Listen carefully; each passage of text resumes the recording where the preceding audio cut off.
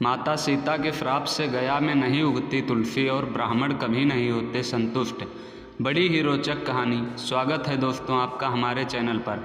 आखिर बिहार के गया में क्यों नहीं उगता तुलसी का एक भी पौधा? क्यों ब्राह्मण कभी संतुष्ट नहीं होता? फल्गु नदी सिर्फ नाम की नदी है।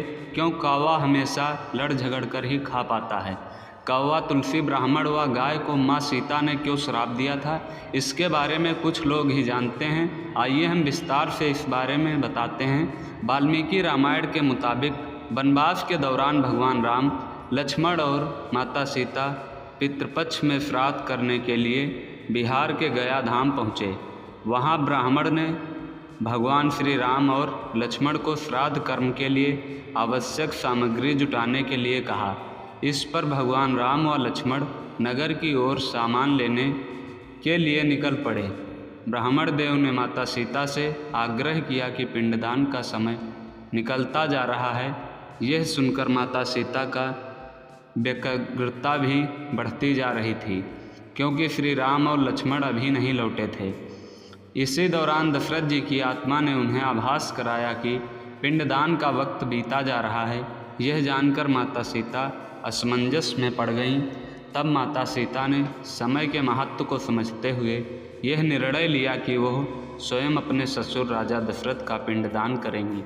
उन्होंने फल्गु नदी के साथ साथ वटवृक्ष, कौवा, तुलसी, ब्राह्मण व गाय को साक्षी मानकर स्वर्गीय राजा दशरथ का पिंडदान विधि विधान के साथ किया। इस क्रिया के उपरांत जैसे ही उन्होंने हाथ जोड़कर प्रार्थना की तो राजा दशरथ ने माता सीता का पिंडदान स्वीकार कर लिया। माता सीता इस बात से प्रफुल्लित हुई कि उनकी पूजा दशरथ जी ने स्वीकार कर ली है। इसके बाद उनके मन में संशय भी हुआ कि प्रभु राम इस बात को नहीं मानेंगे, क्योंकि पिंडदान पुत्र के बिना नहीं हो सकता है। थोड़ी देर बाद भगवान राम और लक्ष्मण सामग्री लेकर आए और पिंडदान के विषय में पूछा। तब माता सीता ने कहा कि समय निकल जाने के कारण उन्होंने स्वयं पिंडदान कर दिया है। प्रभु राम को इस बात का विश्वास नहीं हो रहा था कि बिना पुत्र और बिना सामग्री के पिंडदान कैसे संपन्न और स्वीकार हो सकता है। इसके बाद माता सीता ने कहा कि वहाँ उपस्थित फल्गु नदी, तुलसी, कौवा, गाय, वटवृक्ष और ब्राह्मण श्राद्ध कर्म की गवाही दे सकते हैं। भगवान राम ने जब इन सबसे पिंडदान किए जाने की बात सच है या नहीं पूछा, तब फल्गु नदी, गाय, कौवा, तुलसी और ब्राह्मण पांचों ने प्रभु राम का क्रोध देखकर झूठ बोल दिया कि माता सीता ने कोई पिंडदान नहीं किया है। वटवृक्ष ने सत्य कहा कि माता सीता ने सबको साक्षी मानकर विधि पूर्वक राजा दशरथ का पिंडदान किया है। पांचों साक्षी के झूठ बोलने पर माता सीता ने क्रोधित होकर उन्हें आजीवन श्राप दे दिया। फल्गु नदी को श्राप दिया कि वह सिर्फ नाम की नदी रहेगी, उसमें पानी नहीं रहेगा। इसी कारण फल्गु नदी आज भी गया में सूखी है। गाय को श्राप दिया कि गाय पूजनीय होकर भी सिर्फ उसके पिछले हिस्से की पूजा की जाएगी और गाय को खाने के लिए दर बदर भटकना पड़ेगा। आज भी हिंदू धर्म में गाय के सिर्फ पिछले हिस्से की पूजा की जाती है।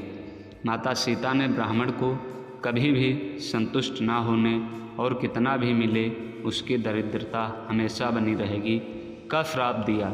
इसी कारण ब्राह्मण कभी दान दक्षिणा के बाद भी संतुष्ट नहीं होते हैं। माता सीता ने तुलसी को श्राप दिया कि वह कभी भी गया की मिट्टी में नहीं उगेगी। यह आज तक सत्य है कि गया की मिट्टी में तुलसी नहीं फलती और कौवा को हमेशा लड़ झगड़ कर खाने का श्राप दिया था। कौवा आज भी खाना अकेले नहीं खाता है। माता सीता ने जहाँ इन पांचों को श्राप दिया, वहीं सच बोलने पर वटवृक्ष को आशीर्वाद दिया कि उसे लंबी आयु प्राप्त होगी, वह दूसरों को छाया प्रदान करेगा। पतिव्रता स्त्री उनका स्मरण करके अपने पति की दीर्घायु की कामना करेगी। यह कहानी हमें यह सिखाती है कि जीवन में कभी भी किसी के सामने असत्य नहीं बोलना चाहिए। तो स्टोरी कैसी लगी है कमेंट बॉक्स में ज़रूर बताइए और हमारे चैनल को सब्सक्राइब कर लीजिए, क्योंकि हम इसी तरह की रोचक स्टोरी आपके सामने पर डे अपलोड करते रहते हैं। तो हमारे चैनल का नाम है प्रीत की स्टोरी 1। चैनल को सब्सक्राइब कर लीजिए।